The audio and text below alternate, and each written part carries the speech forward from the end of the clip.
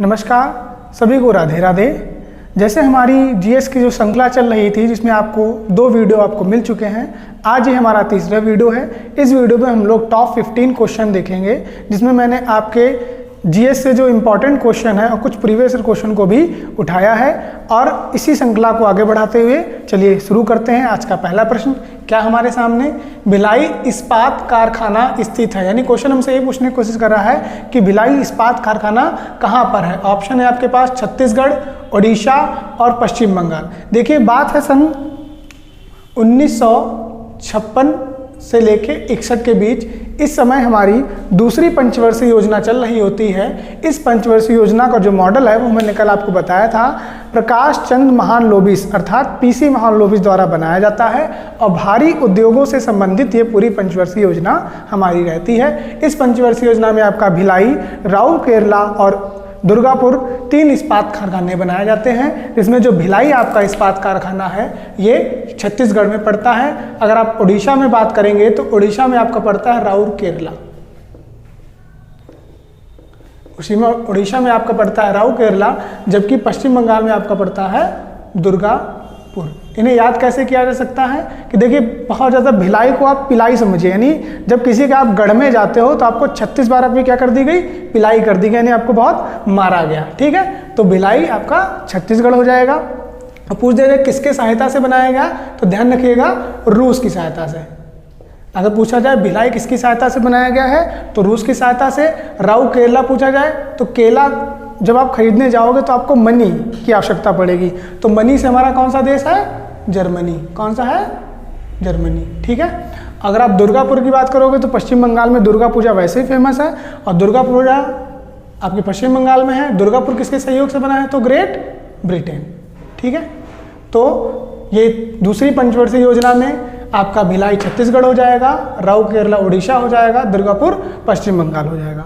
आगे next question पे चलते हैं। पुच्छल तारे की पूछ सदैव किस दिशा में होती है। यानी हमसे क्वेश्चन में पुच्छल तारे जो होते हैं उनकी दिशा सूर्य की ओर होती है, सूर्य से दूर होती है। तो पुच्छल तारे लगभग सूर्य के जैसे दिखने वाले छोटे छोटे पत्थर के कण होते हैं जो हमारे क्या कहते हैं ब्रह्मांड में घूमा करते हैं। इनकी जो दिशा होती है वो सदैव आपके सूर्य से दूर होती है, या हम लोग इसको कह सकते हैं सूर्य से विपरीत होती है। ठीक है, यानी पुच्छल तारे की जो दिशा है वो सूर्य से विपरीत होती है।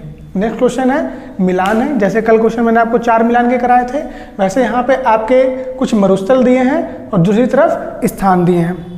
पहला है आपका टकला मकान, दूसरा है आपका आटागामा, तीसरा है कालाहारी और चौथा है गोबी मरुस्थल। यानी ये सब आपके मरुस्थल हैं और ये आपके स्थान हैं। तो टकला मकान जो मरुस्थल है वो आपका चीन में ही है, तो ये तो सामने मैचिंग हो जाएगी।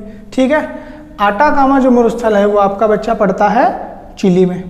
ठीक, कालाहारी मरुस्थल आपका पड़ता है अफ्रीका में और गोबी मरुस्थल आपका पड़ता है मंगोलिया, और कहीं आपको चीन भी लिख के दें तो ध्यान रखिए चीन में। ठीक है, क्योंकि मंगोलिया में इसका 70% हिस्सा पड़ता है और चीन में 30%, जबकि टकला मकान है वो पूरा आपका चीन में पड़ता है। आटागामा आपका चिली में है और कालाहारी आपका अफ्रीका है। अफ्रीका के किस भाग में है, तो साउथर्न भाग में, ध्यान रखिएगा। पूछ दिया जाए ना तो साउथर्न जो भाग है आपका दक्षिण वाला अफ्रीका है उसी में आपका आटागामा पड़ता है। ठीक है, सॉरी कालाहारी पड़ता है। नेक्स्ट क्वेश्चन 4 नंबर है, संविधान का भाग 4 संबंधित है। यानी हमसे एक क्वेश्चन पूछा जा रहा है कि संविधान के आपके 22 भाग हैं, उसमें जो भाग 4 है वो किससे संबंधित है। सुन लीजिए, पहला जो भाग है वो आपका संघ एवं राज्य से संबंधित है, दूसरा भाग आपका नागरिकता से संबंधित है, तीसरा भाग आपका मौलिक अधिकार से संबंधित है, चौथा भाग आपका संबंधित है राज्य के नीति निर्देशक तत्व यानी direct principle of state policy यानी DPSP। तो इसमें हमसे चौथा पूछा गया था, तो ये आपका संबंधित है DPSP। DPSP किस लिए प्रतिबद्ध है, तो DPSP प्रतिबद्ध है आपके कल्याणकारी राज्य की स्थापना करने के लिए। ठीक, क्वेश्चन पूछा जाता है निम्न में से कौन सा भाग है जो कल्याणकारी राज्य की स्थापना करता है, तो DPSP। ठीक, इसमें महात्मा गांधी के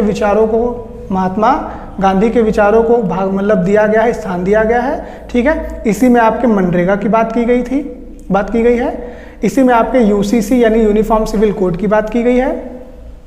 बहुत सारी। और इसमें आपका अगर पूछा जाए डीपीएसपी कहाँ से कहाँ तक है, तो जो भाग 4 है आपका, यानी भाग 4 है, ये आपका आर्टिकल 36 से लेके 51A। 51A को बाद में जोड़ा गया है, जो कि आपके कौन है, मौलिक कर्तव्य। प्रारंभ में कितने मौलिक कर्तव्य थे? प्रारंभ में 10 थे, और इस समय कितने हैं? इस समय 11 हैं। ठीक। नागरिकता से कौन सा भाग संबंधित है? दूसरा वाला। डीपीएसपी से 14 और मौलिक अधिकार से तीसरा। ठीक है, मौलिक अधिकार से हो जाएगा आपका तीसरा। कितने मौलिक अधिकार हैं? आर्टिकल नंबर आपके 14 से लेके 35 तक। अगर आप 12 लिखेंगे तो 12 से लेके 35 तक पूरे आपकी किसकी बात की गई है? ये आपके मौलिक अधिकारों की चर्चा की गई है। ठीक है, आगे आते हैं। आपका अंतर्राष्ट्रीय न्यायालय मुख्यालय स्थित है। हमसे पूछा जा रहा है कि अंतर्राष्ट्रीय न्यायालय का मुख्यालय कहाँ है? न्यूयॉर्क में है, द हेग या पेरिस? तो देखिए, अंतर्राष्ट्रीय जो मुख्यालय है इसका जो आपका है वो कहाँ है? Headquarter the Hague. और द हेग कहाँ पड़ता है? आपका नीदरलैंड में पड़ता है। द हेग कहाँ पड़ता है? नीदरलैंड में। यूएनओ में अगर आपका पूछा जाए यूएनओ का मुख्यालय कहाँ है, तो ये आपका हो जाएगा न्यूयॉर्क में। ठीक है, यूएनओ यानी यूनाइटेड नेशंस ऑर्गेनाइजेशन, जिसकी स्थापना 24 अक्टूबर 1945 को होती है, उसका मुख्यालय न्यूयॉर्क में है। अगर पेरिस में पूछा जाए किसका मुख्यालय है, तो यूनेस्को। यूनेस्को का मुख्यालय कहाँ है? आपका पेरिस में है। ठीक, ये हमारे 4-5 क्वेश्चन हो गए। आगे देख लीजिए इधर। छठा क्वेश्चन क्या है? पंचायती राज से संबंधित संशोधन है। यानी हमसे पूछा जा रहा है निम्न में से कौन सा संशोधन है जो पंचायती राज से संबंधित है? संविधान संशोधन 44वां, संविधान संशोधन 42वां या संविधान संशोधन 43वां। ये आपके तीनों जो संविधान संशोधन है बहुत ज़्यादा इंपॉर्टेंट है। चलिए एक एक से शुरू करते हैं। पहला ऑप्शन क्या है? 44वां संविधान संशोधन। ये आपका सन 1978 में होता है। और इस संविधान संशोधन की मुख्य बात क्या है कि आपका जो संपत्ति का मूल अधिकार था, संपत्ति का मूल अधिकार, उसे हटा के बाद में क्या बना दिया गया? विधिक अधिकार बना दिया गया। ठीक है, संपत्ति के अधिकार को हटा के क्या बना दिया गया? विधिक अधिकार में बढ़ा दिया गया। और इस समय ये किस में है? 300A में है। ठीक, ध्यान रहेगा ना। तो 44वां संविधान संशोधन 1978 किससे संबंधित है? संपत्ति के मूल अधिकार से। संपत्ति का मूल अधिकार हटा के उसको विधिक अधिकार बना दिया गया है। अगला आता है आपका 42वां संविधान संशोधन। ये होता है आपका 1976 में। इसे हम लोग मिनी कॉन्स्टिट्यूशन या लघु संविधान की भी संज्ञा देते हैं। आपकी प्रस्तावना में संशोधन 42वां संविधान संशोधन के अंतर्गत हुआ था। और 3 नए शब्द यानी सपा की बात करेंगे तो इसमें समाजवादी, पंथ निरपेक्ष और अखंडता शब्द जोड़े गए थे आपकी प्रस्तावना में। और इसका जो ऑप्शन सही है वो है 73वां संविधान संशोधन 1992। और लागू कब हुआ? 1993 में। ठीक, जो आपका पंचायती राज से संबंधित है। और 24 अप्रैल को हम लोग क्या मनाते हैं? पंचायती राज दिवस मनाते हैं। ध्यान रहेगा ना, 24 अप्रैल को क्या मनाते हैं? पंचायती राज दिवस। ठीक है, क्लियर हो गए तीनों। आगे आते हैं। रिहंद परियोजना संबंधित है। तो आपकी जो रिहंद परियोजना है ये आपके गोविंद बल्लभ पंत सागर से संबंधित है। और ये कहाँ की योजना है? ये आपके उत्तर प्रदेश की योजना है। किस जिले में पड़ती है? सोनभद्र जिले में पड़ती है। ठीक, सोनभद्र जिले में पड़ती है। रिहंद गोविंद बल्लभ पंत सागर पे है। दूसरा ऑप्शन जो इसमें लिखा है गोविंद सागर, ये आपके हिमाचल प्रदेश की है। हिमाचल प्रदेश की है। और जब आपके सतलुज नदी पे भागड़ा नागल बांध का निर्माण होता है तो हिमाचल प्रदेश में एक गोविंद सागर नामक झील बनाई जाती है, जिसमें हिमाचल प्रदेश का जो बिलासपुर का जिला है उसको कवर किया जाता है पानी से। ठीक है, तो कभी पूछ दिया जाए कि गोविंद सागर झील किससे निकली है, तो ध्यान रखिएगा गोविंद सागर झील जो है आपकी सतलुज नदी से निकली है। सतलुज नदी पे कौन सा डैम है? भागड़ा नागल। ठीक, अगला क्वेश्चन आपका दर्रे से है। सिपकिला दर्रा प्रसिद्ध है। यानी सिपकिला दर्रा कहाँ का है? उत्तराखंड का है, सिक्किम का है या हिमाचल प्रदेश का है? देखिए, अगर उत्तराखंड की बात करें तो उत्तराखंड में कौन कौन से दर्रे हैं? ध्यान रखिएगा, माना, नीति और लिपुलेख। ये आपके फेमस दर्रे हैं उत्तराखंड के, माना, नीति और लिपुलेख। सिक्किम की बात करोगे, सिक्किम का एक फेमस दर्रा जो है वो है नाथुला। ठीक, अगर आप सिपकिला की बात करोगे तो सिपकिला दर्रा कहाँ है? आपका हिमाचल प्रदेश में है। यहाँ एक और फेमस दर्रा है जिसका नाम है रोहतांग दर्रा। ध्यान रखिएगा, रोहतांग दर्रा जो है वो हिमाचल प्रदेश का है और ये आपका सिपकिला दर्रा से बड़ा दर्रा है, यानी रोहतांग दर्रा हिमाचल प्रदेश का मेन दर्रा है, जबकि सिपकिला दर्रा इसका दूसरा दर्रा है। अगर आप बात करोगे जम्मू कश्मीर की, तो जम्मू कश्मीर में आपका पीर पंजाल, बनिहाल, ये जम्मू कश्मीर के मुख्य दर्रे हैं। ठीक, फिर आता है नेक्स्ट क्वेश्चन, अष्टाध्यायी के लेखक हैं, हमसे पूछा था, यानी अष्टाध्यायी किसने लिखी है? पाणिनि ने लिखी है, वेद व्यास ने लिखी है या वाल्मीकि ने लिखी है? तो अष्टाध्यायी आपकी जो लिखी है वो आपकी लिखी है पाणिनि महोदय ने। ठीक, इसमें 8 अध्याय हैं, इसीलिए इसका नाम क्या है? अष्टाध्याय। ठीक, अष्टाध्यायी। वेद व्यास की बात करोगे तो वेद व्यास ने आपकी लिखी है महाभारत, महाभारत। ठीक, पुराणों की रचना भी वेद व्यास ने की थी। वाल्मीकि की बात करोगे तो वाल्मीकि में लिखी है रामायण। ठीक, रामायण की रचयिता किसने की है? वाल्मीकि ने की है, जबकि वेद व्यास ने किसकी रचना की है? महाभारत की। और अष्टाध्यायी की रचना की है आपके पाणिनि ने। ठीक है, नेक्स्ट क्वेश्चन पे चलते हैं। द्वितीय बौद्ध संगीति का आयोजन कराया, यानी हमसे क्वेश्चन ये पूछा जा रहा है कि द्वितीय बौद्ध संगीति का आयोजन किसने कराया था? तो ध्यान रखिएगा, टोटल 4 बौद्ध संगीति होती हैं। कितनी होती हैं? 4। ठीक, और उनका क्रम क्या है कराने का? तो एकाअक, ये इसकी ट्रिक है। पहला आ जो है वो आपका अजात शत्रु है, अजात शत्रु। दूसरा जो है वो काला शोक को दिखाता है, काला शोक। फिर तीसरा का आपका अशोक के बारे में दिखाता है, और फिर चौथा आपका जो का है ये आपका कनिष्क। ठीक, यानी ये वो राजा हैं जिन्होंने बौद्ध संगीतियाँ कराई थीं। तो मैंने आपको ये भी बता दिया टोटल कितनी बौद्ध संगीतियाँ हुई हैं? 4 हुई हैं। ट्रिक क्या है उसकी? एकाअक, यानी अजातशत्रु, कालाशोक, अशोक और कनिष्क। आपसे हमसे कौन सी पूछी गई है? द्वितीय वाली पूछी गई। तो आप देख लीजिए ऑप्शन कौन सा इसमें? पहली हो जाएगा अजातशत्रु, दूसरा हो जाएगा कालाशोक। तो इसका जो हो जाएगा वो कौन हो जाएगा? कालाशोक। कालाशोक जो था वो आपका शिशुनाग वंश का तीसरा राजा था, और इसने अपनी राजधानी कौन सी बनाई थी? तो ध्यान रखिएगा, पाटलिपुत्र। ठीक, पाटलिपुत्र को कालाशोक ने क्या किया था? अपनी राजधानी बनाई थी। पहली वाली बौद्ध संगीति किसने कराई थी? तो अजातशत्रु ने कराई थी। तीसरी वाली किसने कराई थी? तीसरी अशोक ने कराई थी। और चौथी किसने कराई थी? आपके कनिष्क ने कराई थी। तो 2-1। ठीक है, मुझे लगता है क्वेश्चन पूरा समझ में आ गया होगा। अगले क्वेश्चन पर चलते हैं। आर्य समाज की स्थापना किसने की है? ठीक, देखिए स्वतंत्रता संग्राम में हमारा एक चैप्टर पूरा है आधुनिक भारत से संबंधित ये क्वेश्चन है। आर्य समाज की स्थापना किसने की थी? राजा राम मोहन रॉय, विवेकानंद। इसमें आपका एक ऑप्शन लगता है छूट गया है, जो होना चाहिए आपका तीसरा। यहाँ पे ऑप्शन बना लीजिएगा, सी नंबर, दयानंद सरस्वती। अब आपको लग ही गया होगा कि कौन सा ऑप्शन सही है। तो हाँ, दयानंद सरस्वती ने क्या की थी? आर्य समाज की स्थापना की थी। ठीक है, आर्य समाज की स्थापना किसने की थी? दयानंद सरस्वती ने। तो राजा राम मोहन राय क्यों फेमस है? इन्होंने भी स्थापना की थी किसकी? ब्रह्म समाज की। किसकी की थी? ब्रह्म समाज की। कब की थी? 1828 में। इन्होंने आपके लॉर्ड विलियम बेंटिंक के साथ में मिलकर 1829 में सती प्रथा का एक्ट लाए थे, और सती प्रथा को क्या कर दिया था? निषिद्ध घोषित कर दिया था। कौन? राजा राम मोहन रॉय। इनके जो आगे राजा वर्ड लिखा है ध्यान रखिएगा, ये राजा वर्ड अकबर द्वितीय ने इनको दिया था अपनी पेंशन बढ़वाने के लिए। इनका जो मूल नाम है वो राम मोहन रॉय था।